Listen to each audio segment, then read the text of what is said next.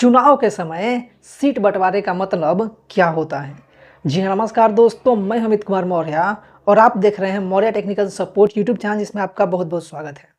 दोस्तों, आज के इस वीडियो में हम बात करने वाले हैं कि चुनाव के वक्त जो हम सुनते हैं कि यहाँ पे इस पार्टी का सीट बंटवारा हुआ है या इस गठबंधन का सीट बंटवारा हुआ है, जिसमें इस पार्टी को इतनी सीटें मिली हैं, उस पर वो चुनाव लड़ेंगे।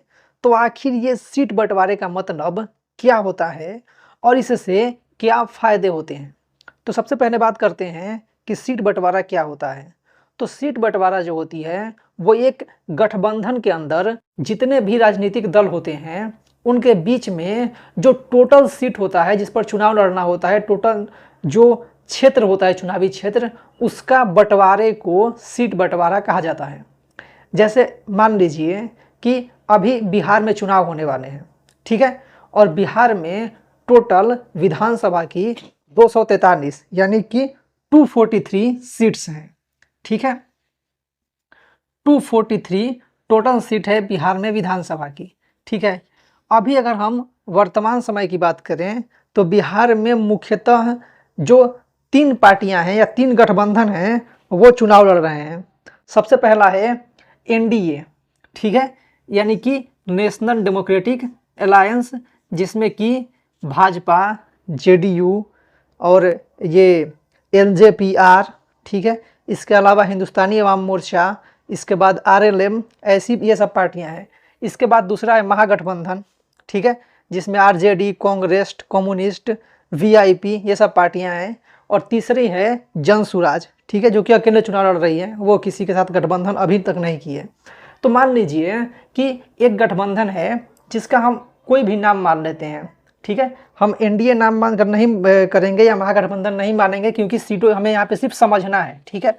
अभी इनके बीच सीट बंटवारा नहीं हुआ है, इसलिए हम उस पर बात नहीं करेंगे। तो मान लीजिए कोई एक गठबंधन है, ठीक है, और इस गठबंधन में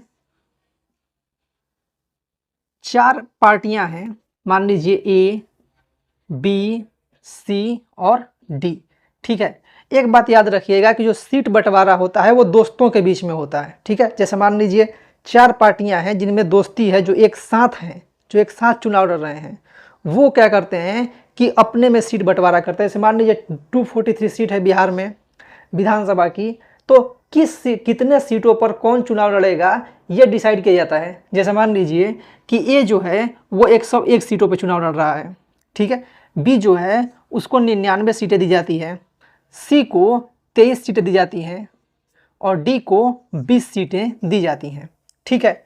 और सीट बंटवारा इस तरीके से होता है। अब इसका मतलब ये हुआ कि जो बिहार में टोटल 243 सीट्स हैं, ठीक है, इसमें से 101 सीटों पर ए जो है वो चुनाव लड़ेगा, और जिन सीटों पर, जिन विधानसभा क्षेत्रों पर ए अपना कैंडिडेट उतारेगा, ए अपना उम्मीदवार देगा, वहाँ पर बी, सी और डी ये जो पार्टियां हैं वहाँ पे अपने कैंडिडेट को खड़ा नहीं करेंगी, ठीक है, बल्कि इनके जो नेता हैं बी, सी और डी के, वो सभी ए वाले कैंडिडेट को समर्थन देंगे, उसको वोट देने के लिए लोगों से कहेंगे, ठीक है। वैसे ही बी को जो 99 सीटें मिली हैं, इस पर जो बी है वो अपना कैंडिडेट खड़ा करेगा, और वहाँ पे सी, डी और ए जो हैं वो अपना कैंडिडेट नहीं उतारेंगे, बल्कि इसी के उम्मीदवार का वहाँ पर प्रचार करेंगे और उसी को बोलेंगे लोगों से कि उसी को वोट दें, ठीक है। तो सीट बंटवारे का एक मेजर बात ये होती है कि इसमें क्या होता है कि एक गठबंधन बनता है, और गठबंधन के अंतर्गत जितने भी पार्टियां होती हैं वो सभी अलग अलग सीटों पे अपने उम्मीदवार खड़े करती है, और एक ही सीट पर 2 पार्टियां या जो सभी पार्टियां हैं वो अपना उम्मीदवार नहीं उतारती, बल्कि इनमें से कोई एक पार्टी ही अपना उम्मीदवार किसी क्षेत्र पर मतलब उतारेगी। जैसे मान लीजिए कि 243 सीट है बिहार में, तो मान लीजिए एक विधानसभा क्षेत्र हो गया जिसका नाम है एक्स, ठीक है। तो इस पर एक, इसमें से कोई एक ही जो पार्टी है वो अपना कैंडिडेट खड़ा करेगी, बाकी जो पार्टियां हैं वो अपना कैंडिडेट खड़ा वहाँ पर नहीं करेंगी।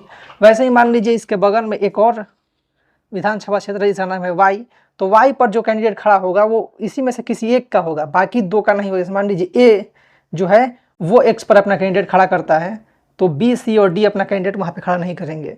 अगर वाई जो है वहाँ पे डी अपना कैंडिडेट खड़ा करता है, वो अगर डी के खाते में आता है तो वहाँ पे बाकी जो पार्टियां हैं वो अपना कैंडिडेट खड़ा नहीं करेंगी। अब इससे होगा क्या कि जो ए पार्टी है उसका उम्मीदवार खड़ा होगा और जो बी, सी और डी के वोटर हैं वो भी ए को ही वोट देंगे। ठीक है, तो ऐसे में क्या होगा कि ए के जीतने के चांसेज बढ़ जाएंगे। तो इसीलिए पार्टियां जो है वो गठबंधन बनाती है और गठबंधन बनाने के बाद वो सीट शेयरिंग करती है, सीट बंटवारा करती है। ठीक है, तो बहुत सारे लोग इसमें कंफ्यूज हो जाते हैं कि सीट बंटवारा का मतलब क्या हो रहा है, इसमें क्या होता है। ठीक है, और एक बात याद रखिएगा कि सीट बंटवारा जो है वो अपने दोस्तों के बीच में होता है।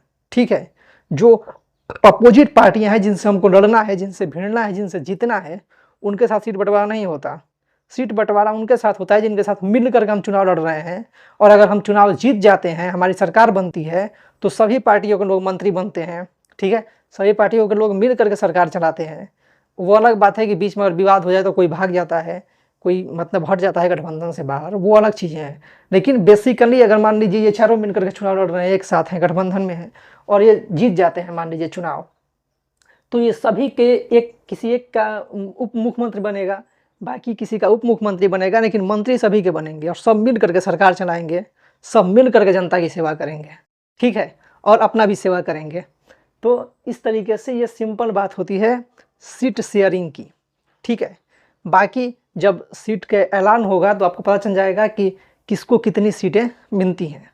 तो बेसिकली और एकदम आसान शब्दों में समझें तो सीट बंटवारे का मतलब होता है कि एक गठबंधन के अंदर टोटल सीटों में से सभी पार्टियों को, सभी राजनीतिक दलों को कुछ कुछ सीटें दे देना, और वो पार्टियां जो है वो उन्हीं सीटों पर अपने उम्मीदवार उतारेंगी जो उनको मिला है। बाकी जो अलग क्षेत्र हैं, चुनावी क्षेत्र हैं, चुनावी क्षेत्र को ही सीट कहा जाता है। ठीक है, तो अलग जो क्षेत्र हैं उस पर वो चुनाव खड़े मैंने अपने उम्मीदवार खड़े नहीं करेगी। ठीक है, उस पर जो उनके गठबंधन के दूसरे लोग हैं उनके उम्मीदवारों का समर्थन करेगी ताकि सब चुनाव जीतें। ठीक है, तो ये था इस वीडियो में। उम्मीद है आपको वीडियो पसंद आई हो। वीडियो पसंद आई हो तो लाइक बटन जरूर दबाएं, वीडियो शेयर करें, और हमारे वीडियोज़ के बारे में, चैनल्स के बारे में जो भी सोचते हैं उसे कमेंट बॉक्स में जरूर लिखें, और हमारे वीडियो को हर जगह शेयर कीजिए ताकि सब तक के महत्वपूर्ण जानकारियाँ पहुँचती रहें। वीडियो को पूरा देखने के लिए बहुत बहुत धन्यवाद।